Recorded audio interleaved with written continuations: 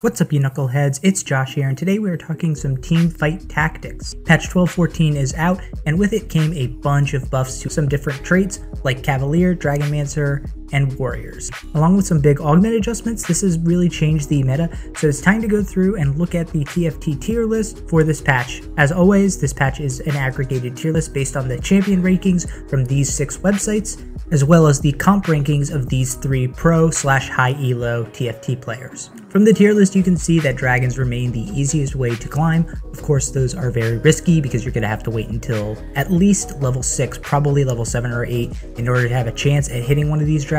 So for the non-dragon, aka the more consistent comps, you have things like Mage Sona, Silas, Rise, Yone, and Corki has now returned to the top of the meta. You can see that the guild nerfs have especially hit Guild Zaya, who's now down in the C tier. Even though Guild Rise is still an A tier comp at the moment, that's really more a testament to how strong mages are. The same goes for Talon, who is now down in the low B tier as a Guild Assassin comp.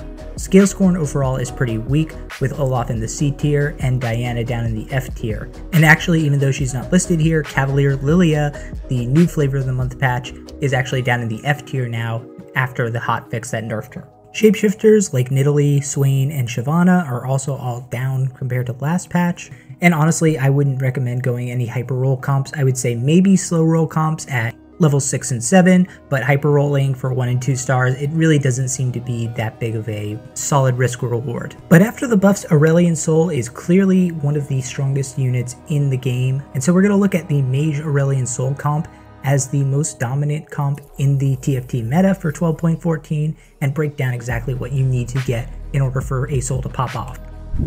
For this comp, obviously you want to be looking to fast 8 and stack up Astrals. Astral Nami could be a good way to go through the early to mid game and eventually transfer her items to like a Rise if you are running into difficulties in the mid game. You should also be looking to pick up trainers, specifically Lulu and Heimerdinger, as you want to get Namzi as big and bulky as possible for the late game. As far as items go, you definitely want Shojin and you definitely need Mage Hat. Now, Sol can actually function without Mage Hat in different comps, but for this specific comp, which is the most dominant, you want to have the Mage Hat on Aurelion Sol. Any defensive items go on Silas, of course, and any AP amplifying items like Chalice would go on Lulu. For recommended Hex Tech augments, obviously you want anything that is going to give you the opportunity to get you the Mage Spatula, so Earth's Grab Bag, Ancient Archives, or Mage Crown would be the ideal augments for this comp. And after that, anything that is either going to boost your AP or your mana regen is ideal. The second comp we're going to be looking at is the Mystic Jade comp around Xiaoyu. Again, this is a fast 8 comp. You want to hit 8 as quick as possible to roll for Xiaoyu. You don't really need to do anything particularly to save health and hit the level spikes as quickly as possible. As with any Jade comp, of course, positioning is going to be key, so make sure that you have the positioning around the statues down. And no really particular items that you need for the Xiaoyu comp other than Bloodthirster. I think just about any attack speed and defensive items would go fine on Xiaoyu, and defensive items that you have on Nico, obviously. As far as the Hextech augments go, Penitence and Eternal Protection are obviously good ones to have. There's no really specific augments that you have to have for this comp to function.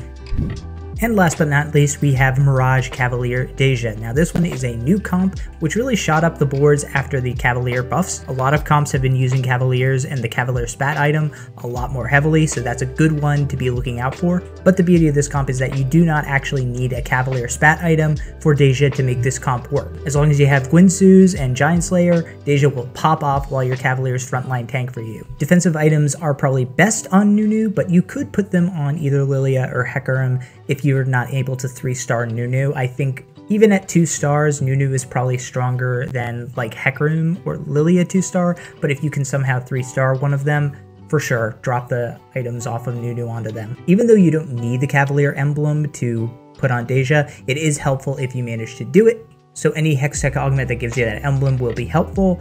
Other than that, any Mirage-based augment is going to be good for this comp, like Mirage Heart, Mirage Crown, or Hallucinate. And there you have it, knuckleheads. Those are 3 comps that you can use to consistently climb in patch 12.14, as well as the tier list of all of the comps that you can use this patch. Let me know in the comments what you'll be playing next patch. You can click here for my full TFT Set 7 breakdown, and I'll catch you later, knuckleheads.